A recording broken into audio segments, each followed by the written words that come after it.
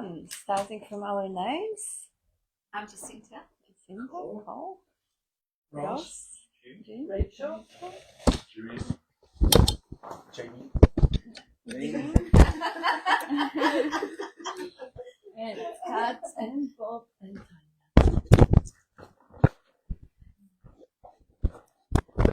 And just for you guys, because it's been a while since we have you here in the room, Bob wasn't particularly happy with that idea, but he had to accept it. That I consider the best way of transmitting the message is to let it flow through you. Let it flow through anyone and everyone, because everyone is equally aware that they are. And that's the final truth, that you are, or you are that. So everybody knows the final truth already. Everybody is the final truth already. The knowing is your essential self. So I usually offer to start. If there is anyone in the group who would like to give us the introduction, who would like that message to flow through them. Later on, of course, we'll still be doing the investigation as usually. But yeah, Bob always wanted me to do that, but I said, look, it just works. If one hears themselves speak, if one gets out of the way and let that message flow, would any one of you pick the challenge? No? Yes? There is no pressure. It's just an offering. I'm talking to Jim and Rachel because they were with us for like as long as I remember. So I know you know it. I know it's leaving you is there, but it's just an option. Jamie? What? There you go. You want to sit here or you want to sit here? Where do you want to be? Just a short one. Just a short one, no worries. Good.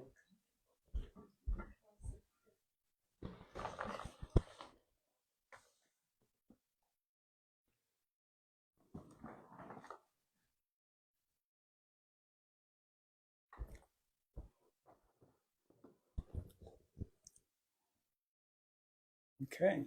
Yay. We all strapped in?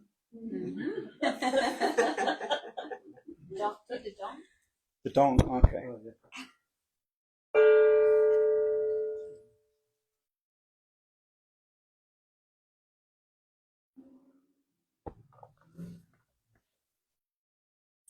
So, same message as always. The message is, well, they call it non-duality, but I call it just this. It's just this. Non-duality simply means that there's only one thing happening. There's only this.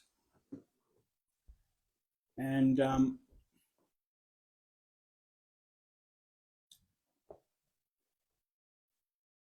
not much at making sort of spiels on this, but I guess I can share what I've learned so far. And what was learnt is what I am, what we are as that non-dual reality has always been. There's nothing to get. There's actually nothing to learn. There's no teacher. There's no teaching. There's no pointers, really. You know, I've sort of come to the point where I realise that most of it's bullshit. You know, we get stuck in these spiritual concepts, in this spiritual roundabout. And all it seems to do is keep you on a treadmill of thinking that there's something to get. Nothing to get. It's just this simple reality of what's happening. I guess from my personal perspective, from this perspective. Early on, there was a lot of resistance to life, to this as it was. We call that resistance suffering. And the suffering is just a non-acceptance of this, of the reality. And what is it that's non-acceptant? It's not us. It's not the reality that is non-acceptant. It's this image we have of ourselves as being separate, as being a dualistic character, me and the other, me and the world, feeling a separation. So life's going to flow, the appearance is going to flow as it's going to flow. There's no one doing anything. But early on there was a feeling that there was a me that had to somehow get on top of life and master life and try to make it flow in the direction that would give me happiness. And what I've learned is the happiness that I perceived as happiness was really just pleasure. And most of that pleasure was found through gratification of the me. And when the me got gratified, things seemed okay and life was flowing in my direction. But as we all know, there's also life will flow in directions that causes the me a lot of resistance, that it shouldn't be this way. So it turned out that the only problem, seeming problem, that I had was the belief in this me. The me that had attachments and fears and all that. And that was causing the seeming suffering of this me. So about 10 years ago, I met this fellow called Bob. I think we all know Bob. Bob's a very, very beautiful expression of this message. And he got me to investigate this me that was suffering and thought it had problems and so forth. And I'd never really been pointed in that direction before, and it just was seen that the me was just really a mental creation, something the brain was doing, that it had no independent existence of its own. So that was seen early on.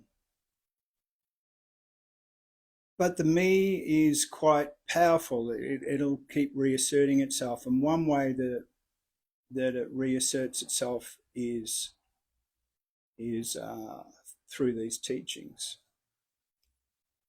If it's not pointed out, if it's not noticed. And the idea that, wow, I've got something now. I've seen something. I've seen that this me is not real. And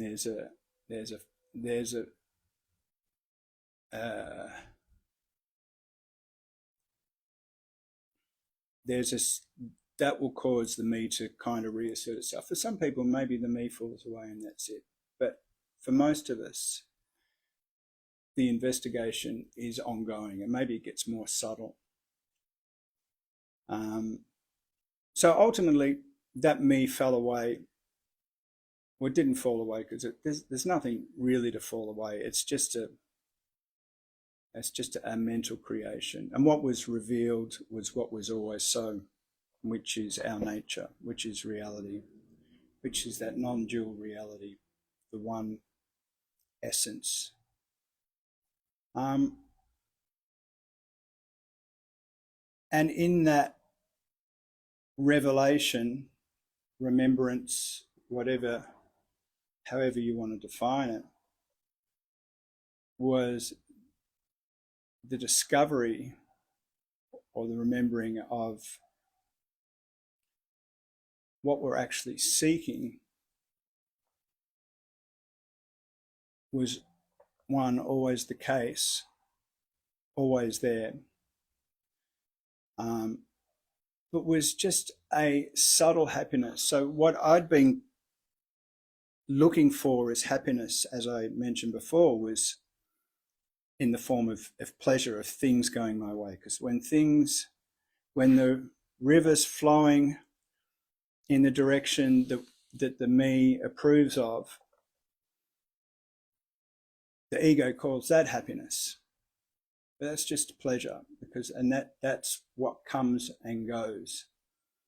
And that's the trap, because all of a sudden things flow in our direction. We feel good. We feel this is it. I've got it. And then boom, life happens as it always happens, and the flow changes, and the resistance arises again. So what I learned is what I was seeking was not the river to flow the way I determined it should flow, but was the pure, unadulterated acceptance of the river however it flows, whatever direction, whatever arises. So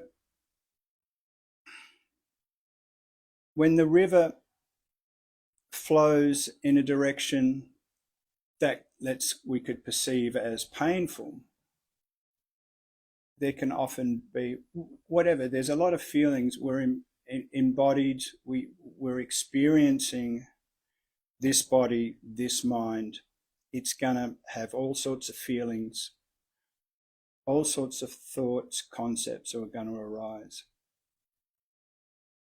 And in the initial seeing through of this me, there was still a sense that now this has been seen through, I'm not going to feel anything. I'm not going to feel pain. I'm not going to, everything's just going to move through this body. But what I discovered eventually is the feelings actually get stronger. They can become even more intense. But in the revelation of what we are, which is understood, I'm sure everybody understood, is absolutely untouched by any of those feelings. So if there's any resistance to the feelings that come up, it can only be through a belief, a re-established belief in this me that doesn't like these feelings, doesn't like these thoughts, and thinks, and I guess it's a kind of spiritual bypassing that we can revert back to that I am as a sort of retreat from those feelings. And of course, anything denied or resisted in any way, even if it's a retreating into the sense of I am where there's only peace and you're free of those feelings, it's going to perpetuate those same experiences, and they're going to keep coming up and keep coming up. And the retreat into the sense of I am, of trying to avoid those feelings, is going to cause them to keep repeating. So what I learned eventually was no retreat, no avoidance. As I said at the start, the non-dual reality, everything is that, including the feelings, the thoughts that are arising. They're not separate. There's no separation. So the pure going into the feelings, into the thoughts, not trying to avoid anything, actually just leaving everything as it is. What is it? That's a good way of putting it. And realizing that that this understanding isn't about becoming a sort of numb character that doesn't feel or experience anything. This, whatever is happening, this appearance, is about experiencing. And in that discovery of allowing everything to be as it is, whether they're feelings of love, of hurt, fear, whatever, they're all part of that flow of the river, and they're all beautiful, and there is a sweetness in all the feelings once it's allowed to be as it is. And there is also an intensification of those feelings. But what was discovered eventually is in the fully feeling of whatever is arising, they quickly move on. They are dealt with, and just like the weather, it's beautiful today. You know, it was raining yesterday. Might rain this afternoon. Who cares? And our internal milieu of feelings and thoughts, which are not our doing. We're not doing them. You know, the feelings and the thoughts and all those expressions, which are a movement of energy, like everything is. This whole appearance is just a play of energy. It's a play of light. And, you know, as the sense of me, the sense of self, divides it up into, I like this play of light, but I don't like that play of light. I like that pattern, but not that pattern. So we divide, and it's the nature of our brain to do that, and it's going to keep doing it, and that's not going to stop. But the true freedom is the freedom to allow the appearance to play out as it's going to play out. And the total understanding is that we, as that reality, aren't the doer of that. We're not doing our thoughts. The thought comes up, feeling arises. We're not doing any of it. We're the witness of all of that. Now, there doesn't have to be a retreat into that sense of I am to avoid those feelings, because once it's really, really, truly understood and felt that we are not that, then it's kind of like watching a movie. It's like we're sitting in a cinema, we're watching a movie. Now the movie's, you know, the main character of the movies, you have a sort of identification with the main character, and you want to see him get out of trouble and avoid this and that, and you can get carried away. But there's always, when you're watching the movie, there's always a deep knowing that I'm actually not that character. But it's enjoyable to sort of get carried away and lost in the main character. And we are all that main character. And in that deep understanding, it's the same feeling as watching a movie. And there's a sweetness in all the emotions and feelings that arise because of the witnessing of that. And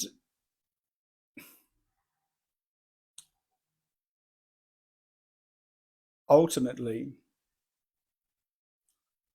I like the word acceptance, but it's not even acceptance, because what we are neither accepts or rejects anything.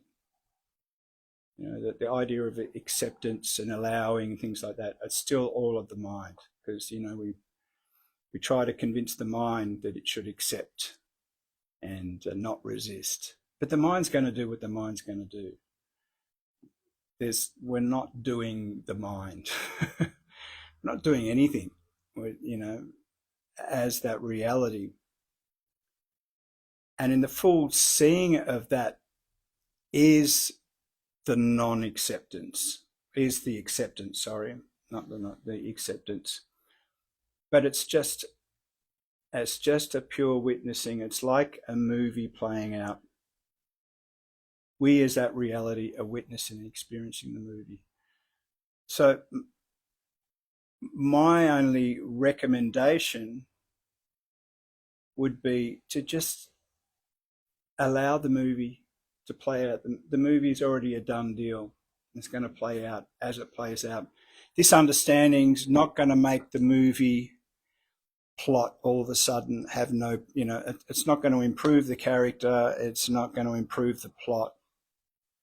The plot and the character is still going to play out according to the destiny or whatever of that. So what I learnt was to give up on all those ideas of becoming a better character and improving the plot of the movie, and just simply watch what is. And what is not only, there is no external and internal, there is only the one thing happening. But early on there was a feeling that somehow I could stop these uncomfortable feelings from arising. And I realized eventually that I'm just not doing the uncomfortable. They're not, in essence, they're none of my business. It's just what's happening. And now that there is no discrimination between so-called good and bad feelings, good and bad thoughts. There's no differentiation, because we tend to divide that up. When the thoughts are happy and the things are good, we like those thoughts, we like those feelings. I don't want to feel this. But there's no distinction between whatever's happening. And in the fully feeling of whatever is arising, it's discovered that there's beauty in all of it. There's a sweetness to even the pain when it arises. And we all know that there is a big difference between pain and suffering. Pain is not suffering. Uncomfortable thoughts, uncomfortable feelings is not suffering. The suffering is the secondary feeling of these thoughts, these feelings, this situation shouldn't be here. That somehow the understanding hasn't sunk in enough. I'm feeling pain. I'm feeling an uncomfortable feeling. That's the resistance, that it shouldn't be that way. And go back and listen to your spiritual teachings again, and put on your talks and try to avoid it that way. Invite it all head on. Allow, because there is here now no preference between good and bad feelings. They're just all feelings. But they're not my feelings. They're not my thoughts. When I say my, I'm not talking about me, Jamie, the character. I'm talking about the reality, what we are. They're not anything to do with us. It's just like watching a movie. But for many of us, there's still an identification with the main character, that we are that character. They are my thoughts. They are my feelings. So therefore, if you take ownership of the feelings, of the thoughts, if you own them, they can own you. And they can create that secondary resistance, which is what I now determine is the suffering. The Buddha famously said that, in life, we get struck with an arrow, and the arrow is just the situations, the pain of life, which is inevitable. But then we get struck with a second arrow, which is that sense that that first arrow shouldn't be there, that it's wrong. And then that secondary arrow is what we can be free of. Can't be free of the first arrow. That's life is going to flow how it's going to flow. And sometimes we're going to get struck with arrows. But the second arrow is what we're looking at here. Is it necessary? Is it necessary to be struck by that second arrow? And what I discovered is that is what dissipates over time. The avoidance of the first arrow is not possible. And just as we get struck by arrows, we might get also tickled by feathers and all sorts of things.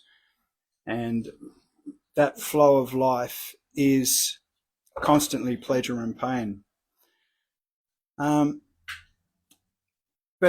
the only advice I would offer, not advice, I guess just a sharing of what was learnt here, is to not divide the thoughts and the feelings and whatever is arising. Whatever is arising is that non-dual reality, and it's going to express energetically in a myriad different ways.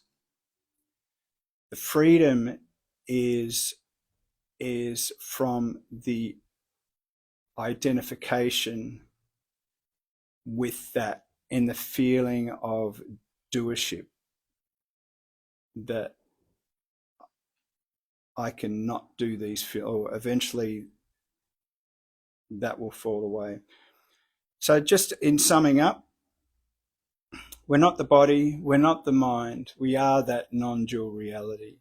It's always been that way. It's not an attainment, it's not something to be learnt or to be given or transmitted. Anybody can see right now that we're seeing, hearing, feeling, touching, tasting, seeing thoughts arise, the feeling in the body. And that's what we are. We are that pure experiencing. The experience itself is unknown. And what we are is also unknown. I guess what I've also learnt is I've given up on trying to work out what the fuck's going on. I don't know. I don't know what we are. Are we a brain in a vat? Are we dreaming? Is the world really a spinning rock around? Like it's all unknowable, and it's a waste of time. Exactly. Who cares? It's a waste of time trying to work all that out. It's fun to think about and look at different options. There's nothing wrong with that, and that will still arise. But the only thing that will ever be known for sure, without a doubt, is the feeling of existence. I exist.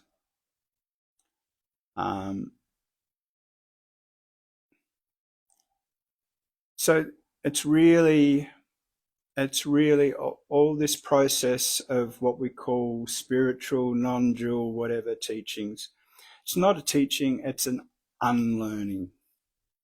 It's a deconditioning. We're born, or the body is born into this experience and conditioned very early on to be a separate person.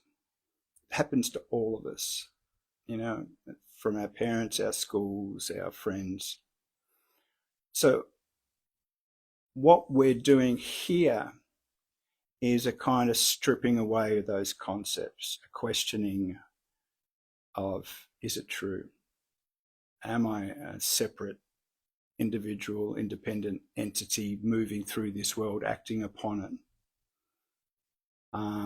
Is that what we really are? And it really doesn't take much to investigate and to see that that's not the truth. That's not the reality.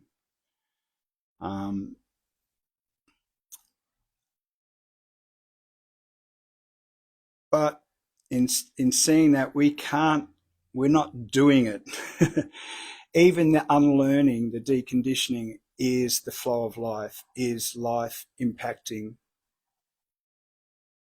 on us and doing the undoing. You can't, it's like you can't work it out. Like Einstein famously said, you can't solve a problem with the same level of intelligence that created the problem. And Bob used to say, you won't find the answer in the mind. And that's what he's saying, like, you can't work this out in the mind. It's like trying to wash away blood with blood. So in a way, the fact that we're all here and there's an interest in what's being discussed here is a kind of grace in itself. Because I can tell you, you know, in my day-to-day life, most other seeming people that I know have no interest. You know, they're out there trying to work out their life and plan their life and make it work, and sometimes it works for them, sometimes it doesn't. But that's none of my business as well too. There's no feeling here that anything needs to change, that anybody needs to have this message thrust at them or understood it, because it's ultimately whether you know it, whether there's an interest or not in this message, we are all that one non-dual reality.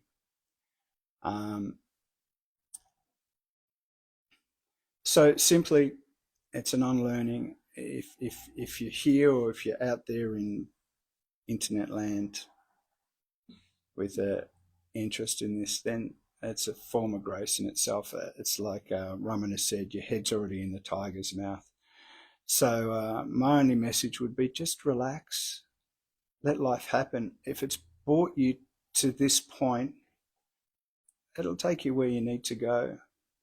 The message will reveal itself in its own time as it's meant to. Don't need to push it and thrust yourself at it and go over and over again. The only value of any of these pointers is in the immediacy. Going over them and trying to work them out in your head has no value at all.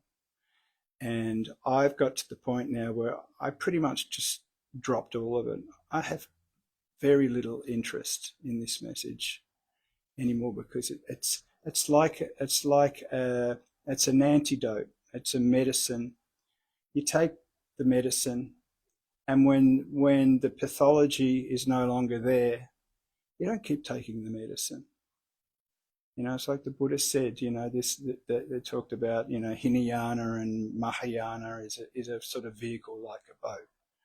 You know, you get in the boat, you cross the river, you don't carry it around on your back for the rest of your life. You got to cross the river, you put the boat down, and then you just continue the journey. And that's, you know, where I hope we're all at now, that we know this message, we know who we are, and just let life take its course, let life flow. Don't push into trying to work this out in the head. That life has brought you this far, it'll take you where you need to go. Just relax and enjoy the movie. That's it. That's gorgeous. That's beautiful. Okay, I'll get the online community. And yes, that was a blissful explanation. Really yummy. Thank you. Yeah, it's lovely. It's just, as you say, I was actually told yesterday by someone that, you know, well, I was lucky to live for nearly a decade with a master. Master and I never had one conversation on non-duality. Why would we? What's there to talk about? if there is someone, because we did have individual meetings and we did have like 2-to-1 meetings, if there is someone who does want to investigate and ask for it, yeah, absolutely. That is just the easiest thing in the world to describe what's happening. And that description is all the pointing is. Naturally. Yes, yes. If there is anyone who asks, that's what's happening. But between the two of us, I had no questions. Before I came together and started living with Bob, the questions were resolved because the questioner wasn't there anymore. There was no one who needed to answer any question and figure anything out. And if there is no one who needs to know, how can you construct the question? I mean, of course, in a daily life, the question would come up, would you like a pizza or pasta? That's a question, but that's about it in regards to questions. But I also have few comments from our online community, and welcome everyone. We have about 20 people with us, and Anita says good morning, and Anika says good morning, and Gilbert says the me has no power whatsoever. Bob pointed this out so often, but apparently no one hears the pointers clearly. How wonderful, isn't it? Because the one who would claim to hear the pointers clearly is the delusional self. So, but I know what you mean, Gilbert. I remember Bob sometimes, maybe once or twice early on, would overloaded with the meetings, individual or group meetings, would say, shit, nobody can hear what I'm pointing. Nobody can see it.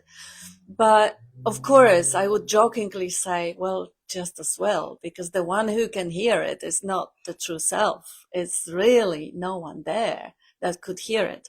And we would both laugh because there is no one who doesn't know that they are. And if there is anyone having a grandiosity delusion, the delusion of grandeur, that I know it, but no one else does. Well, that just consult your psychiatrist, really. But this is, as pleasant as it may be to believe that I know something that you don't. It is called fanaticism. Jehovah Witnesses go there and people believing in conspiracy theories. Non-dual message is much, much, much simpler than that. As Jamie beautifully said, it is the second arrow. There is no one to take it. There's no one who will take it on board. So if there is anyone who expect themselves, or I hear the pointers, I resonate with pointers, I understand the pointers, well, who is there? Who's there to understand it or to hear it? Anybody home? If there is any illusion of self that is taking an ownership of knowing something or understanding something, okay, just keep investigating, keep looking. Until there is no one there who is even interested what I know, what I understand, what questions I have unanswered. Is there anyone there rather than, apart from, the certainty of existence, the sense of presence? Because that doesn't go away. But the definition of what the presence is. And now we have another good morning from Jyoti. And and Sally says, thank you, Jamie. I find your pointing so clear. It was beautiful. And Sally also says, do you become the medicine, Jamie? And Nick Shala says, love to you all. You don't become, Bob always said, there is no becoming. There is, the one that becomes something or the other is the dream character. The dream character can become, in your movie, like Jamie was saying, a mother or a widow or a wife or whatever it is. But a life that you are, the consciousness that you are, doesn't become anything. So the medicine was, I know that analogy. I was following some of the Zen Sanghas, which they explain it in a way, when you get the sickness, you need the medicine. When you're healthy, you don't. So you take the medicine as long as the sickness is in the body. When the sickness is gone, the medicine is gone also. The level of sickness, the level of medicine. You take the medicine There is less medicine and there is less sickness, and then less medicine and the less sickness, and then the less medicine and less sickness, and now the both are gone. There's no need for medicine because there is no sickness. And what's the sickness? That's the belief in the delusion that I am a person, I am an entity, I understand something, or I don't understand something, or others don't and I do. Those delusions are what the medicine is needed for. And the medicine is simple investigation. Is looking whether you can find anyone there. There is a sense of presence. There is the certainty of existence. There is the I am. But is that I am defined in any way? Is that a body or the mind? Is that a person, an Australian person, a male person, a female person? That are all concepts. The existence itself is unquestionable. The limitations put upon existence are delusions, are the ideas. You go to sleep at night and you have different character. And that different character might not be the same age, the same shape, the same size, the same sex. It might not even be human. But the point of consciousness, the sense of existence, is the same. You may also use the imagination and imagine yourself to be a king or the queen or the beggar. Or you may be an acting in a movie. You may play a role. But the point of consciousness, the sense of existence, that one is the same. It never changes. It's still there. The I am. But what I am is unknowable. The one who claims, I know what I am, is just a mental construct. There is no knowing what.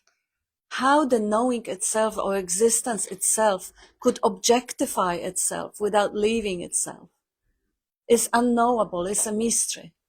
But that I am is a certainty, unquestionable certainty. And again, that I am, you know, everybody knows that I am. And sickness and medicine are one, says Wes. And Joe says, nice to see you back, Kat, and to hear you. I'll call you darling today, preferably. The Bradley says, the costumes are consumed by the no particular thing. No particular thing. Yeah, beautiful. The costumes are consumed. How cute. Yes, so this is the play, the ride. They call it the journey, whatever, the dream. They call it in thousand different names. The whole appearance, Maya, the dance of Shakti. It is an expression, an experience, as Bob would say, that one life, that one existence, which is experienced as a sense I am, or is translated by the mind as the words I am. But that certainty of existence, the way for it to exist, to experience and express itself, is to dream itself a costume, a vehicle. And through that costume is the life that is looking, is the consciousness that is hearing, is the pure essence of existence that is experiencing the seeming world, the dream. And of course, because the vehicle of experiencing is already conditioned, it sees the colors. It doesn't see the ultraviolet or infrared, because the body is already conditioned to see, you know, the rainbow of colors and to not see the others, to not hear the infra sounds. So the limitations of the vehicle are taken to be the limitation of self, but self is unlimited, is limitless. It does hear the infra sounds, and it does see the ultraviolet through other means, through other costumes, other vehicles, which again is none of anyone's business. The business of the life essence expressing through this moment here is to embrace it, experience it to the fullest, this moment here. That's why it is here, to be experienced fully. And that experiencing even the expression of it is experienced. So life is already fulfilling its function. There's nothing to do. There's nothing to add. Just like Jamie wrapped it up, relax. The one who thinks there is somewhere to get, someone to become, is the dream character. And again, Jamie beautifully pointed, the dream character, the script's already written. It isn't really, because there is no time.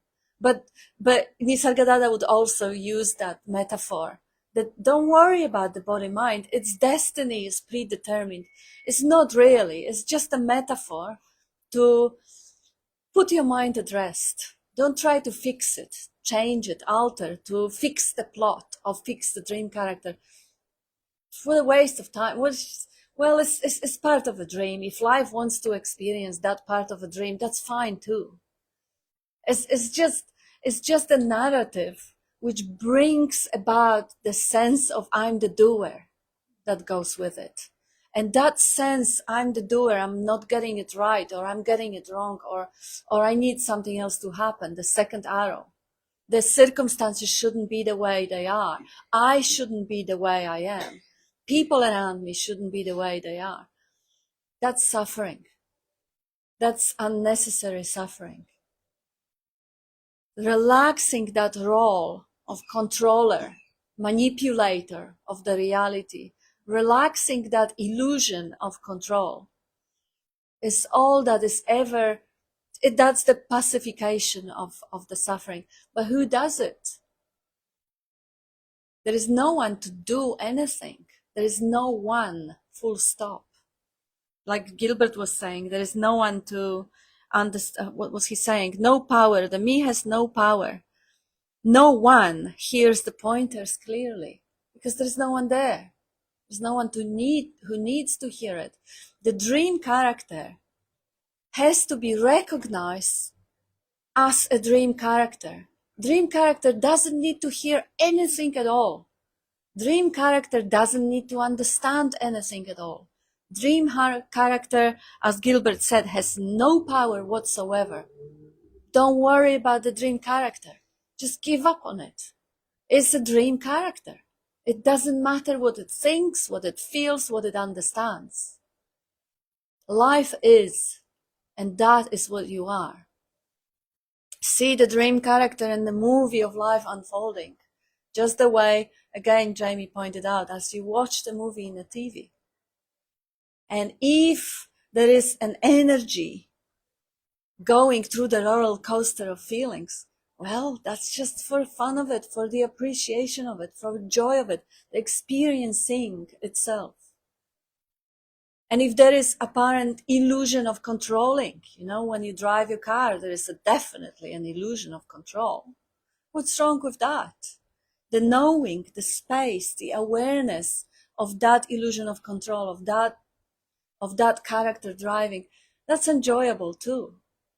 The space allows that illusion. The space allows that experiencing. It is the experiencing, and that's your essential nature. So relaxing is the way, and I think that's it for the online contribution with the expansion. Anyone? Tanya? Do you know? Oh, wonderful.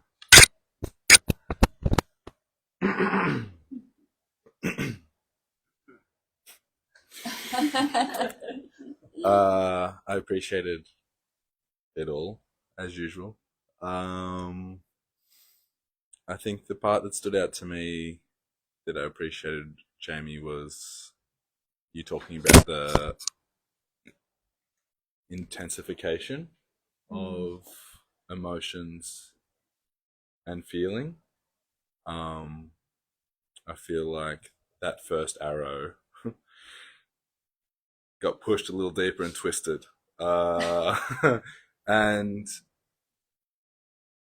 my idea of self has become a bit more porous and unstable, and at the same time there's been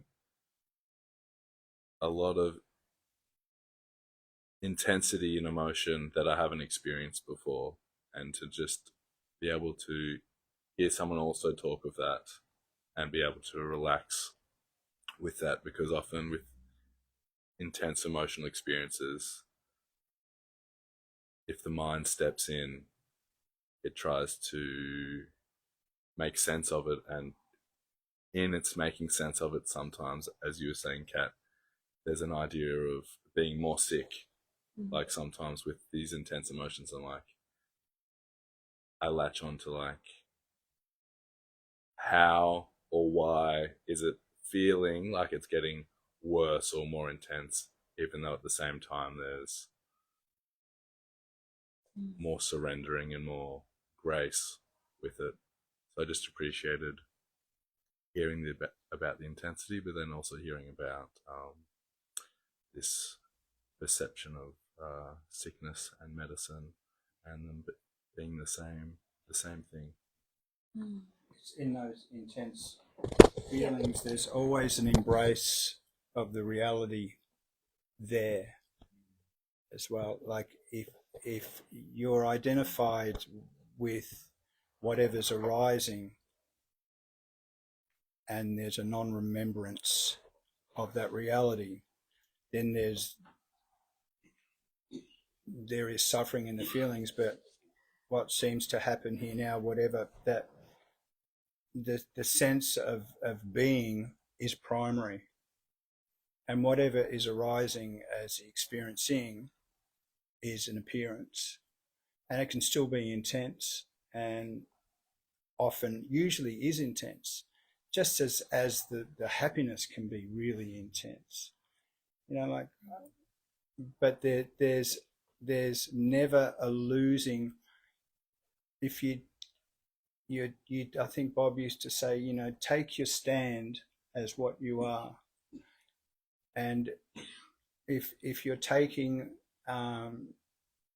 if your stance is that of that reality, then it doesn't matter how intense the feelings are, they can never override the sense of being. So even with those intense feelings, there's still the underlying happiness. It's a weird thing that you can have those feelings and still be happy at the same time. It doesn't. It's kind of hard to put into words, but there's an embrace of whatever's happening by that reality of what we are, an embracement of all of it, and in that, in the feelings are felt in a different way. Whatever that feeling is, there's an intensity, a much more intensity in all of the feelings, but you never leave what you are. Not that's possible. Let's say you never forget. So there's just like I think Christ said, like, on this rock I build my church, and the rock he's talking about is what we are, as that it's solid like a rock. It's immovable. It's, rather than being awash at sea and carried away by the waves and up and down, we're like that lighthouse on a rock. It's stable. So therefore, whatever crashes against it is taken, is accepted, and as that becomes more and more stable, then it's almost like bring it on, whatever. And as I said, there's a beautiful sweetness in all of the feelings, and you'll find yourself often in tears. Sometimes they're tears of sadness, sometimes tears of joy, mostly tears of joy. Like I listen to music all the time. That's what I do. I don't read spiritual books and things like that. I just listen to music, and it's me. I just close my eyes. I go, fuck, how good is this? And I mean, like, it just brings me to tears all the time because I was feeling the music so strongly. In my conversation and interactions with people, you're just fully there because they are you. You're experiencing their, having their experience as well too. And there's a fully feeling and a compassion and empathy there for all your fellow travelers. That just is an absolute blessing. It's a, you know, as I said, it's a blessing, and I count my blessings constantly that I was exposed to this message and able to fully experience this life rather than numbing it with drugs and alcohol and avoidance and sex and all that, like what we tend to do as that believed in character. We tend to want to numb ourselves from the feelings. That's why we don't feel them, because we run away from them. You know, as soon as an uncomfortable feeling comes up, we might run away for, you know, couple of beers, or if we're spiritual, we'll run away and put on some satsangs and listen to those, or whatever, to escape from feeling it fully. But in the fully allowing it to be there, it can just bloom, and it's just beautiful, you know, because in that blooming there's never a forgetting, a leaving of who you are. So there's no need to retreat into that and avoid the feelings, which can be a little bit of a trap. And in a way, that's I think what Nisargadatta was sort of pointing to when he said we are prior to I am. So in a sense, still the sense of I am is still an individual. What is ultimately pointed at is prior to that I am, because the ego can still stop its thoughts and retreat, but there's still a feeling of separation. I mean, the ultimate freedom is freedom from all of it, to just let life flow, let it play out, and you are that rock, you know, immovable. That's the true freedom. Ah, that was gorgeous, gorgeous. Thank you. And that's also the aspect of the suffering, which I think Bob has embraced so beautifully by, I mean, he was pointing out, I think Tanya was quoting it on one of the meetings, that, or maybe Jane, I don't know, that his alcoholism brought him to his knees, because it was so much pain, it was so much suffering involved. As very, very often it is, spiritual seeking comes from that sense of unfulfilled hunger for more, for something more, just running away from existential angst and suffering. That suffering is a motivator to investigate. And Bob, he told me many times that the extent of pain that he went through when he had so-called zoo nights in the shearing sheds, where people would die actually out of exhaustion, alcoholics, mainly alcoholics, brought so much pain that nothing has ever compared. Even operations, cancer, the betrayal of his stepfamily, nothing really caused any comparable suffering to what he went through earlier. And that suffering is also in that movie, in that theater of that play of life, is the way that life invites to investigate.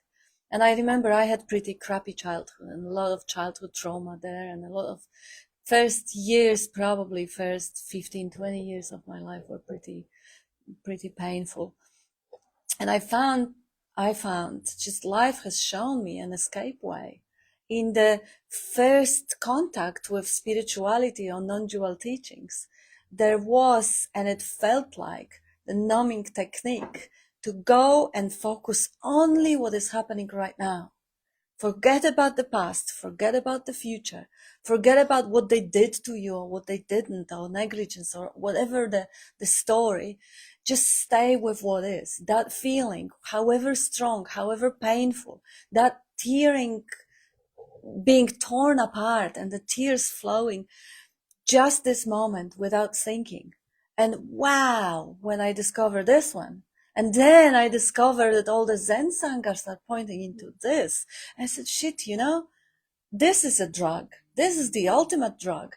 There is nothing I can ever fear in my life, because I can always escape to this present moment right now, the seeing, hearing, tasting, touching, smelling, without contextualizing it, without bringing a story that, yes, for all the years they did this to me and this happened. And no, just forget about the mind content and focus only on what is experienced directly here, the sounds.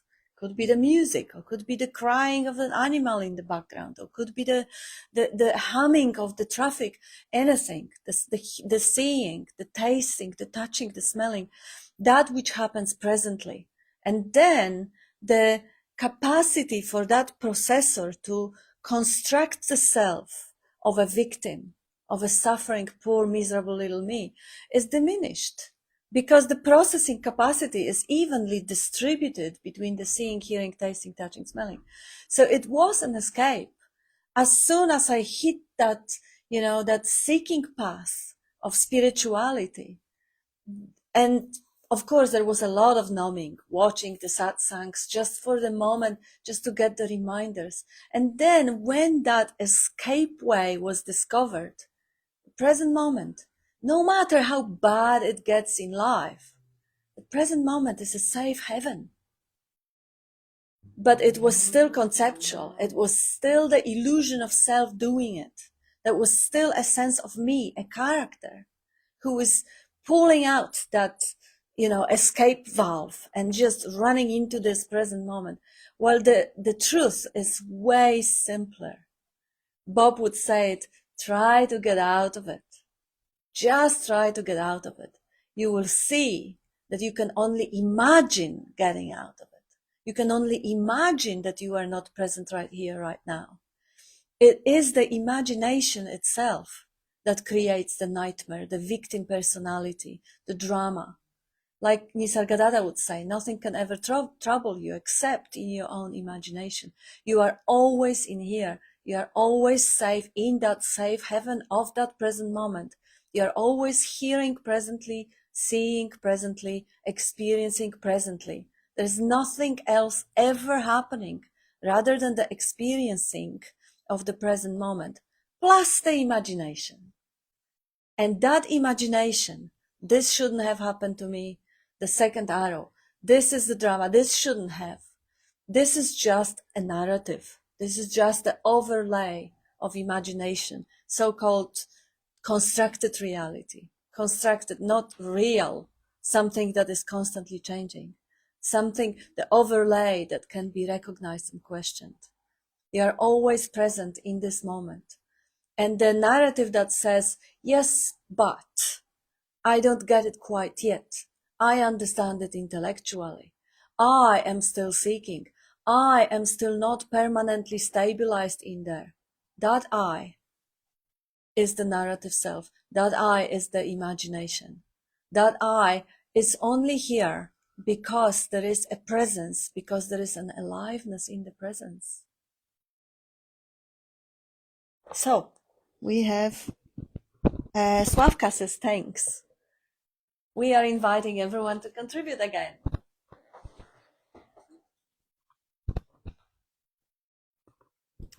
Hi everybody. Hey, It's been a minute. good to see you, Marie. I love coming here. We love having you too.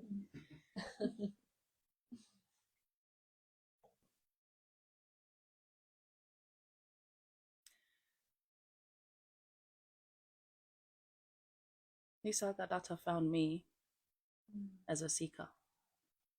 I was seeking something. I thought what I was seeking was outside of me, but instead he led me back to myself, capital S. Then Bob found me. in unmanifest form. Again, I was seeking like-mindedness, home, and now I am here. Thank you. I wrote a poem, and when I say I don't mean me, small I. I mean the true meaning of I, which is pure awareness that cannot be divided, one without the second. And so today I was inspired to come to share this. And I called it Journey Through Illusion. An illusion has come over us spontaneously. We've come to know that we are. From this, the mind is birthed, along with a reality not far. I'm wondering why I'm here. I'm doing to pass the time. A time I was not aware existed until I identified with mine. I dance around the frequencies. Which vibration today will I choose? Reality drags me down further. My sight I start to lose. It's all a game, you see, this I, mine, self, and me, till I return there prior to memory, and now have set myself free. Wow. Thank you.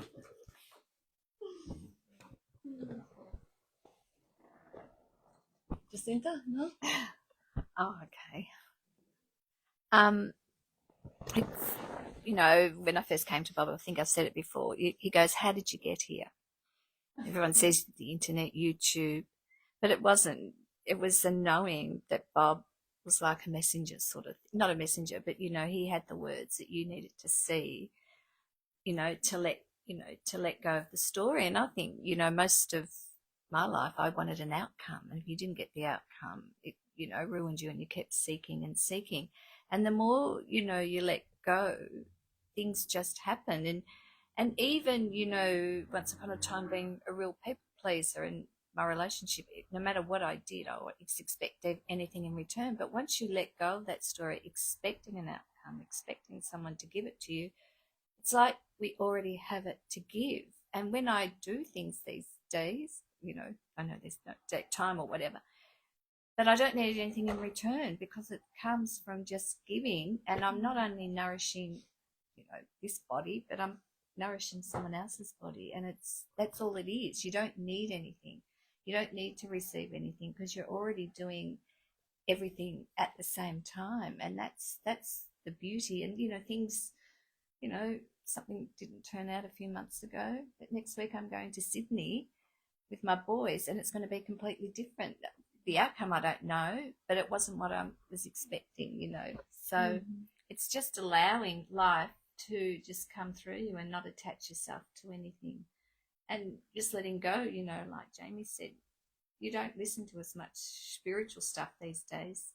You just be things, and life just does things in different ways. So thanks. You return to baseline. It's like ultimately, by taking the medicine, which is the spiritual concepts, the true healing, which is another word for healing, is wholeness. That's what basically, it's a return to wholeness, a return to what was never left anyway. But the illusion is that you're not wholeness. That's the illusion, and maybe that's part of the game. Is because there's a lot of fun in being a me, and in achieving in life, and getting one up over others and all that sort of thing.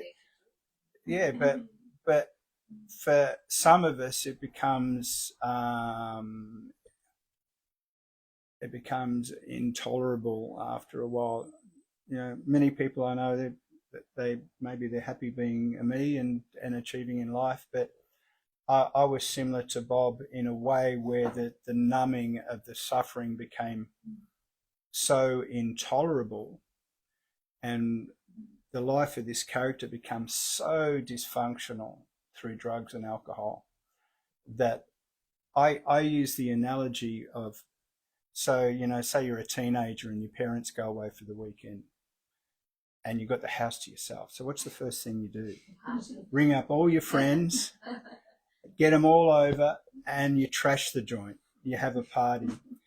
And that's kind of what my life was like. And in a way, it's like your parents came home early and they walked in the middle of the party going, what the hell is going on here?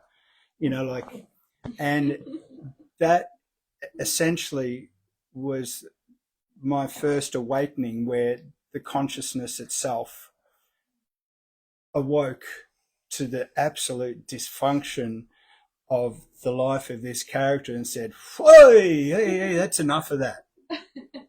That's enough. Clean up your mess. Fucking put everything back together.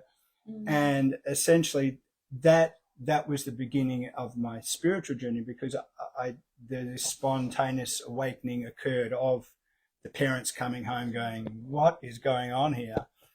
And that was enough to turn my life around and stop that sort of destructive lifestyle.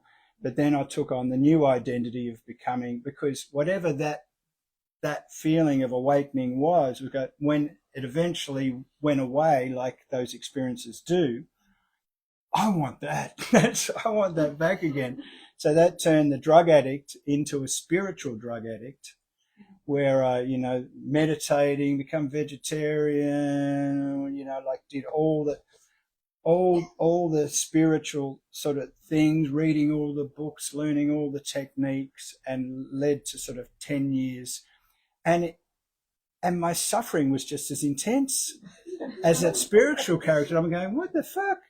I'm doing everything right. I'm like doing this ABC. I'm meditating 5 hours a day. I'm eating only tofu, you know, and that was the point I met Bob, and that's where he found me at that point of that intense spiritual seeking. And within one meeting, that was just by grace, because it wasn't me that did that. It wasn't me that woke up.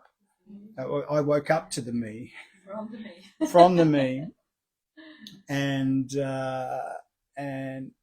because Bob's pointing was so simple and so direct, I knew about the ego and the me, and I was trying to pacify it, destroy it, and meditated it away. And like, I remember sitting in meditation, because I set up in my garage, I made a meditation room, and I put candles and incense and decorated it all so it looked like a Zen kind of Zendo or whatever. And I'd sit there in meditation, and at a certain point, after 45 minutes, everything would just melt away, and there would be just like just a sense of overall peace. But that peace would last for about 2 seconds until the thought arose, I've got it.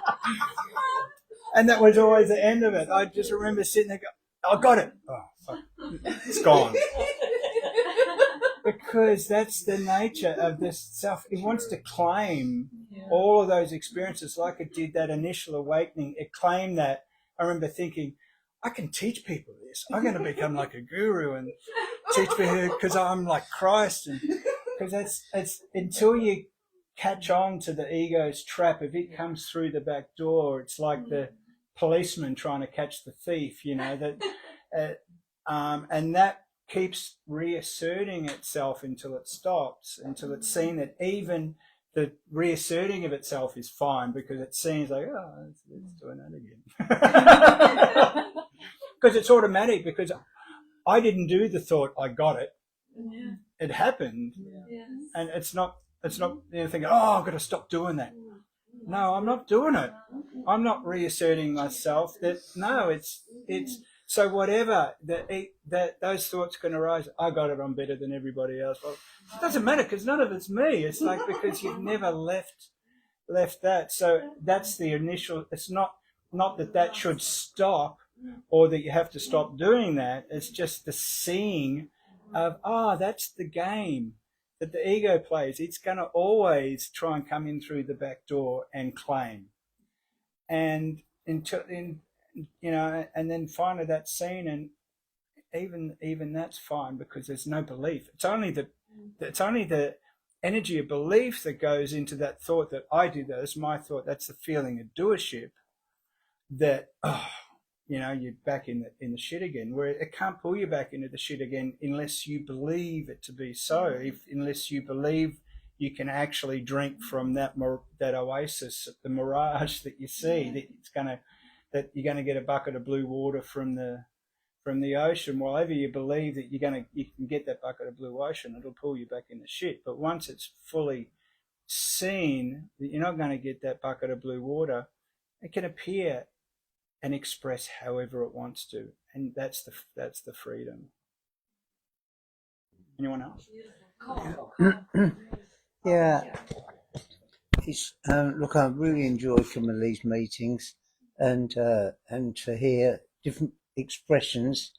But always, they're never quite the same as what I would say, and so this is really what Cole Christian is saying. Okay, so it's like life has been sort of divided up into step A and step B and then step A.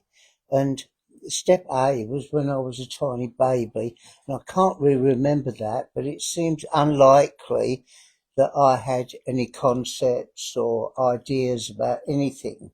In other words, if I was a baby, I would say, "What's this?" You know, and that's all, nothing else.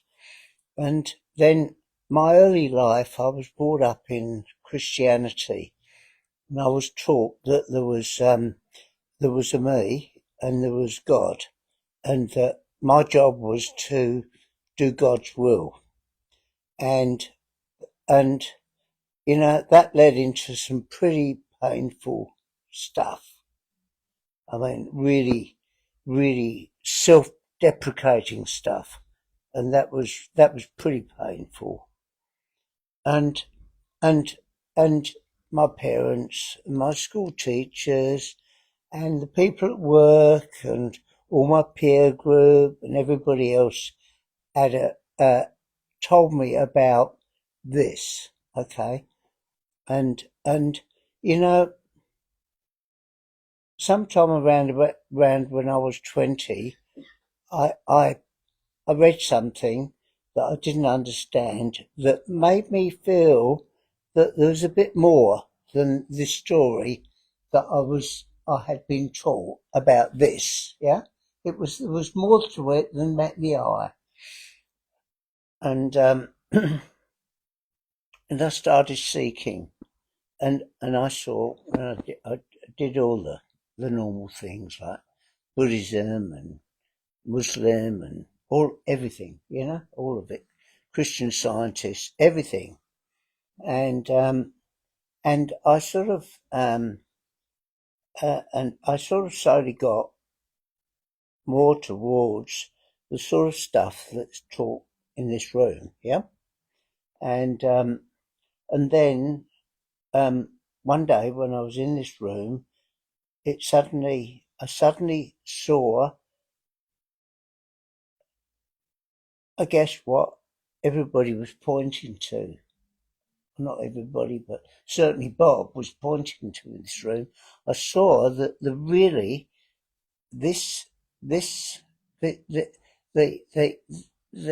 I that I felt myself to be was indeed just a mental concept, and whether it existed in any form whatsoever,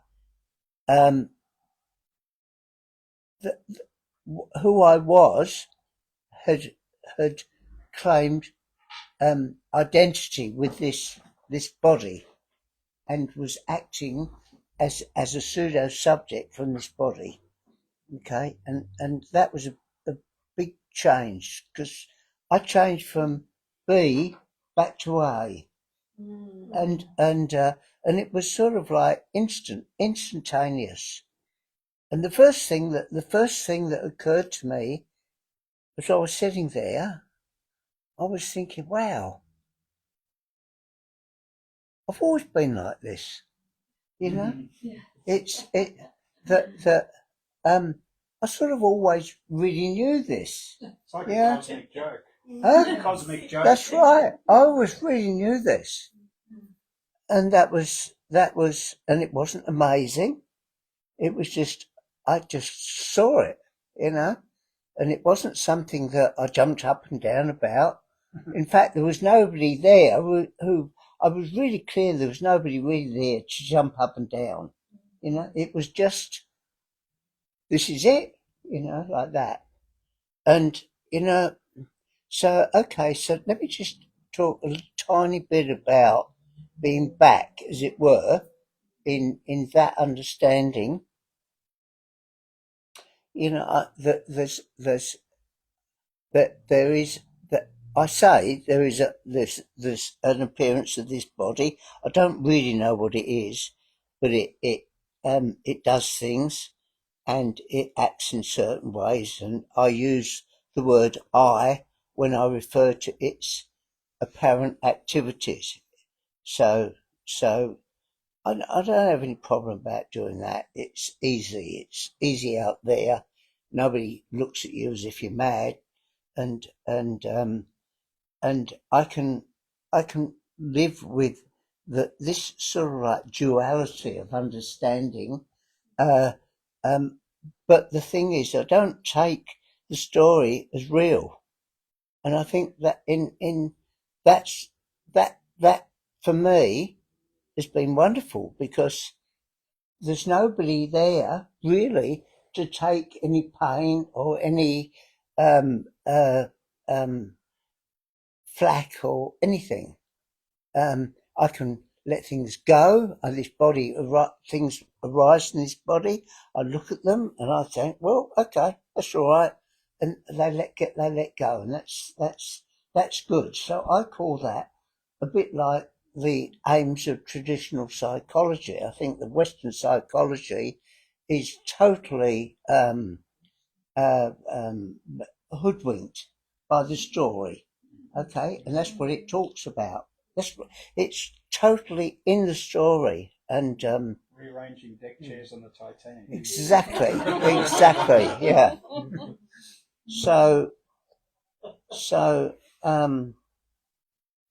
really don't have anything much else to I say. think, as Cole, also, as far, you know, like you're talking about everything's just, you know, let go, and I know exactly what you mean, but it's more than that. It's more that there's nothing for them to attach to, you know, as things move through you. It's not, there used to be like a stickiness.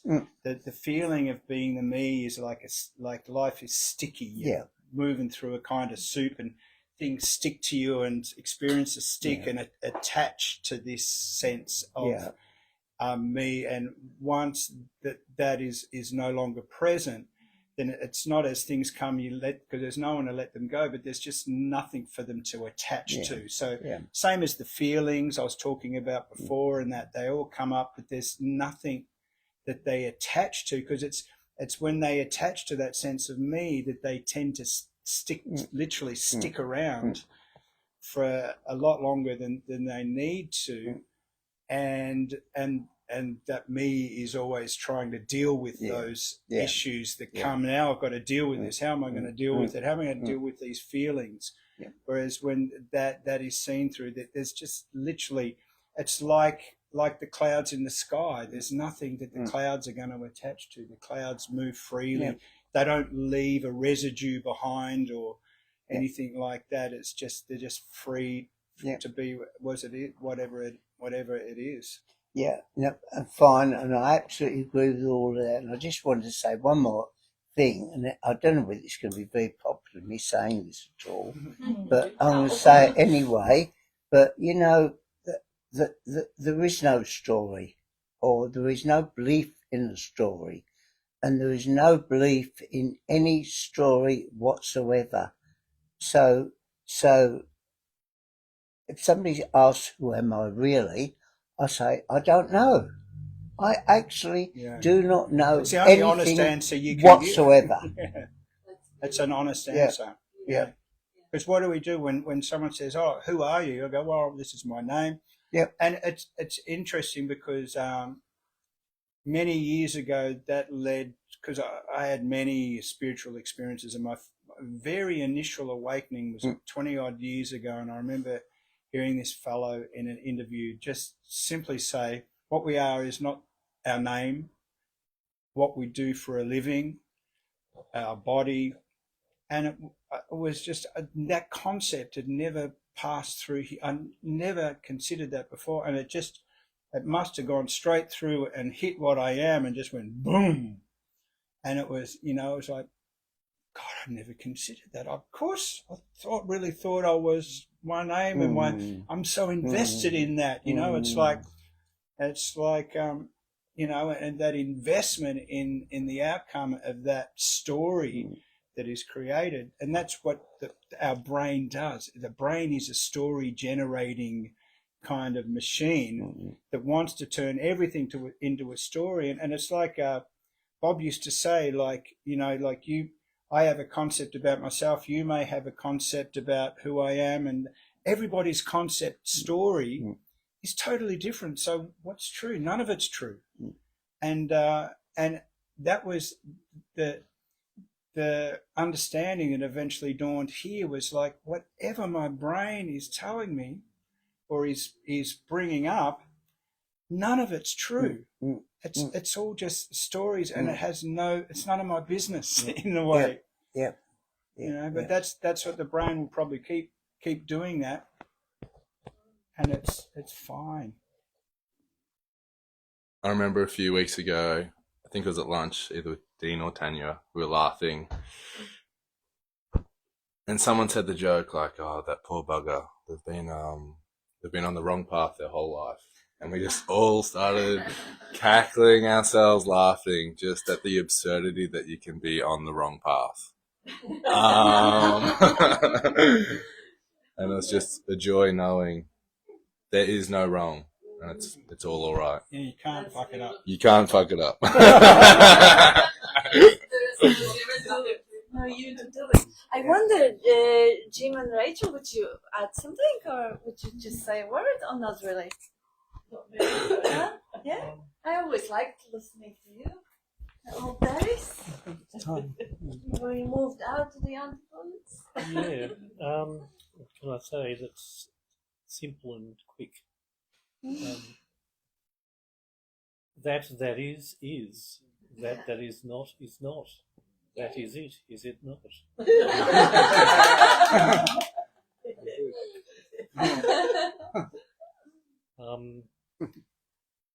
The first time I recall being influenced in a significant way by Bob was when he pointed out the rather obvious, which was, this is that appearing as a couch, or this is that appearing as a phone.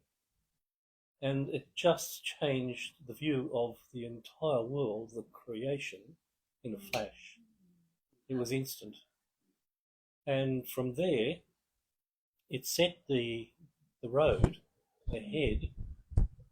At the time, it was perceived as a road ahead of looking at things differently. And eventually it came down to the rather simple but not so obvious at the time result that what is required is to give attention, full attention, all the time. And that way the creation doesn't appear. It doesn't appear to affect us. It's just a phenomenon that has appeared out of the substrate of the infinite, indivisible consciousness. And it's just there. We don't have any duty or obligation to do anything about it. The practice of giving full attention is really just the practice of tending at whatever is, whatever appears. And tending is all about love. So if we give attention, as Simone Weil, the French philosopher, said, attention is the highest form of gratitude. It's the highest form of, what's the word I'm looking for? No, it's not it. Generosity, the highest form of generosity. And in giving attention, we're being generous to that which is. Yes. And I found that profoundly powerful. It turned the previous world upside down and dissolved it effectively. And since then, what's been discovered is that when I sit to meditate, I connect with the silence between each thought, between each word. And that silence just the more it's focused upon, the more it's connected with through attention, the wider the gap becomes between successive thoughts until there are no thoughts. And they all just seem to dissolve into no thingness. And it's that no thingness which is my true self, which is the one and the only that there is. Bringing me back to that first statement, that is. That is not is not. The imagined self, as Bob pointed out, is just that. It is just imagination, the play in the mind. It's an appearance. It's a distraction from giving your attention to the true self. And it's a game, which we can play the game nicely, or we can play it competitively or resentfully or in many other ways. But the thing is to just let it be as it is, as it appears. Thank you. I think that's time. I think that's time. I think that's That, yes. Ring the bell. Yes. Ring the bell. And reality, and this is. Thank you. Red faces. Remember red faces. Yes. Thank you, everyone.